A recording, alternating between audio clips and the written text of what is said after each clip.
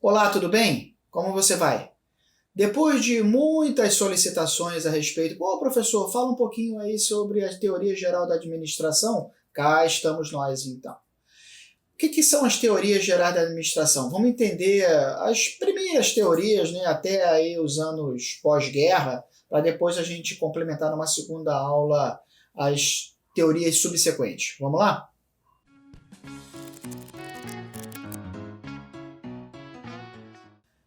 Vamos começar então a falar do que é a TGA, né, essas teorias gerais da administração.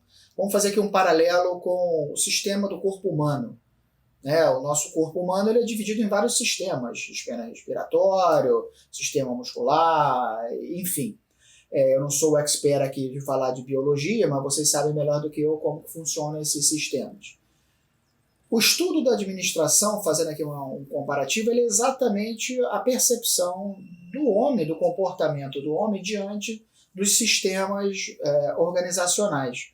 Assim como o corpo humano, uma organização, uma entidade societária, ela é um organismo vivo, sim, que ela se movimenta, ela se comporta para atender as expectativas dela de acordo com o comportamento social daquela ocasião, daquela época. Então, o TGA não é diferente disso. O TGA nada mais é do que a percepção, a observação de pesquisadores, de cientistas, com viés de atender às expectativas aí desse ente vivo chamado administração, né, organização de uma sociedade com um determinado fim, vis as necessidades do comportamento social. A primeira teoria que saiu, a primeira teoria significativa dessa relação entre esse organismo vivo e a sociedade como um todo, é a teoria da abordagem clássica da administração. Vocês sabem muito bem que a gente destaca aqui o nascedouro da administração, das correntes perceptivas desse comportamento. A gente está falando aí dos autores Taylor e Fayol com o pós-revolução industrial, né, com a própria revolução industrial. A sociedade determinante da ocasião era aquela sociedade mercantil. Com o advindo da Revolução Industrial, com a concentração, percebeu-se, a própria sociedade percebe-se a necessidade dessas organizações agora produtivas, né, comerciais, mas com viés industrial. Isso é muito importante, até porque, vamos fazer uma retrospectiva, existem três elementos muito importantes nessa relação e acompanhamento do TGA que a gente tem que destacar. É o próprio capital, é a tecnologia e são as pessoas. Esses três elementos eles vivem ora em harmonia e ora em conflito entre si.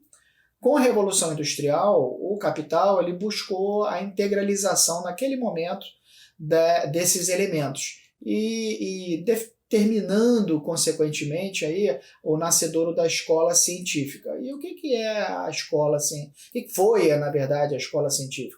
Foi simplesmente a convergência desses elementos para potencializar a produtividade. Uma maneira, assim, pelo qual antes mais empírica e agora mais sistemática, mais organizada. Mas esse comportamento da administração científica, ele não foi o suficiente, ele gera sequelas, né?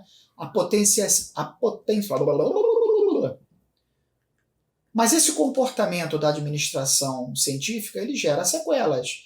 Esse comportamento onde o capital ele dita a regra e o trabalho ele é mão de obra efetivamente produtiva para o capital, isso gerou insatisfação, isso gerou um problema social. E aí nasce um conceito da teoria das relações humanas, né? Onde o Elton Mayo, ele, nas suas percepções, ele escreve uma obra muito interessante na ocasião, descrevendo o comportamento dessa relação entre o capital e o trabalho, onde ele identificou excesso de trabalho, excesso de rotatividade, fadiga, insatisfação como um todo. Quando você tem um dos elementos, como se fosse o órgão humano, vamos voltar lá à nossa comparação. Quando você tem um órgão que trabalha com um determinado problema, ele vai comprometer todo aquele sistema que, consequentemente, compromete todo o corpo humano. Essa foi a percepção, então, dos estudos na ocasião. A vinda da sociologia, das percepções sociológicas para dentro do ambiente da administração. Isso foi muito bom. Isso foi muito bom porque essa teoria ela nasce com o crash da Bolsa de 29, ou seja, em 1902, 1908, nasce a escola científica e pouco tempo depois nasce a escola moderna, a administração moderna, com esse viés de sociologia.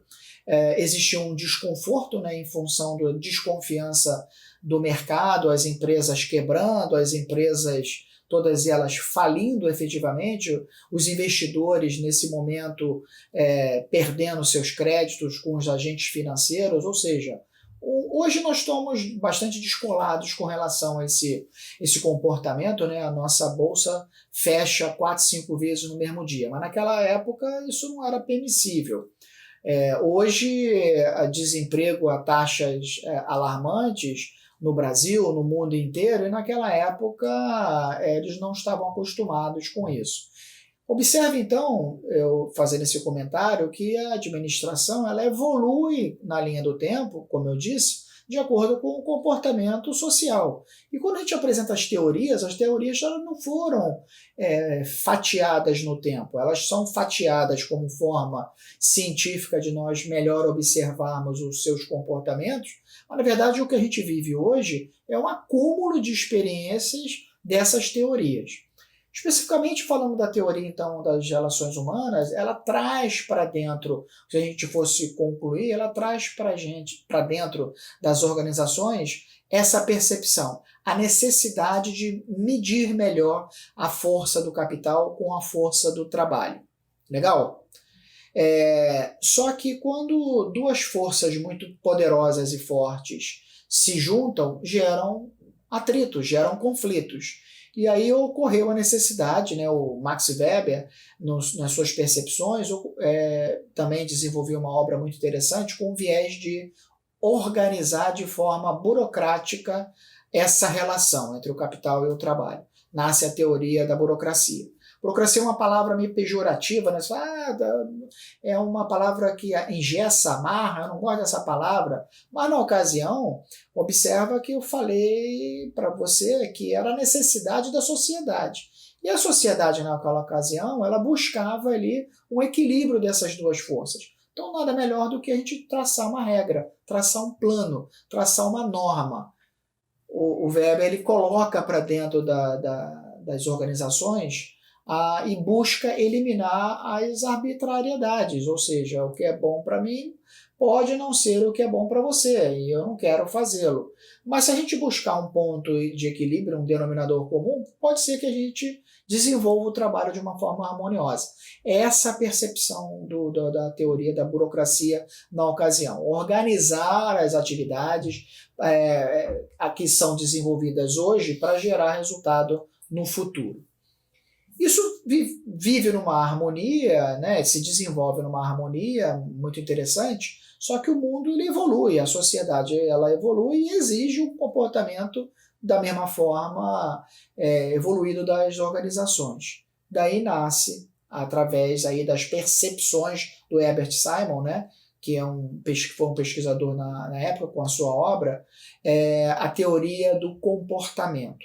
Ou seja, toda aquela escola científica, a escola moderna, a escola burocrática, elas se juntam, né, respeitando o comportamento do capital, respeitando o comportamento do patrimônio, mas agora com um viés tecnológico, com um viés de uma economia mundial mais moderna. Está falando aí de pós-guerra, né? O mundo recebendo financiamento, lastreado todo ele do dólar, o dólar sendo uma moeda institucionalizada no mundo, e isso permitia ao capital, juntamente com o trabalho, eles se estimularem. Então, na verdade, a teoria do comportamento, onde o Simon ele se junta, ele percebe os conceitos do Maslow, né, daquela pirâmide de Maslow, ele busca interpretar as necessidades do trabalho, as necessidades das pessoas. As pessoas, nós temos as necessidades primárias e secundárias, né? O sistema do corpo humano, voltando ao nosso comparativo, ele tem as suas necessidades, né? Necessidade de beber água, necessidade de se alimentar, necessidade de dormir, assim como um ente vivo, que é uma organização societária. E essas necessidades, então, do ente pessoa com ente pessoa jurídica, elas se fazem presente na teoria behaviorista, né? A teoria do comportamento que estava sendo aplicada na ocasião. É a evolução daquela normatização, a evolução da burocracia, agora sendo respeitado os valores, as crenças, os comportamentos do indivíduo, mas agora esse indivíduo trabalhando dentro da sociedade. O McGregor, que é um outro pesquisador, né, essa teoria é uma teoria assim, vasta, né, ela carrega dentro dela vários elementos, positivamente falando, no que diz respeito ao comportamento dessa relação. O McGregor ele desenvolve a teoria X e Y, onde ele diz que, respeitando a pirâmide de Maslow, onde tem elementos que precisam ser motivados, têm interesses próprios e precisam ser motivados para produzir riqueza, para eles mesmos, e aqueles elementos, os Y, onde eles por si só eles identificam a oportunidade e naturalmente eles produzem a riqueza para si mesmos. A combinação, então existe o McGregor, ele coloca o elemento X, o elemento Y, trabalhando dentro do ambiente. Então cabe à organização identificar esses elementos para potencializar a capacidade produtiva de cada um deles sem comprometer a insatisfação, sem gerar a insatisfação. Daí nasce o seu crachá de colaborador, lembra? No início, nós usávamos um crachá de funcionário, a gente funcionava para a empresa, nós éramos mais uma peça na engrenagem. Hoje você já é um colaborador. Então, quando a empresa te chama de colaborador, ela está aplicando, na verdade, a teoria do comportamento. Ela tenta, de certa forma, mudar a sua forma de pensar para você pensar a favor desse comportamento organizacional. Quando a gente dá um remédio para algum órgão que está doente, na verdade, você quer tratar esse órgão para evitar que aquela doença se prolifere e que o sistema humano, né, todos os sistemas conectados funcionem na plenitude.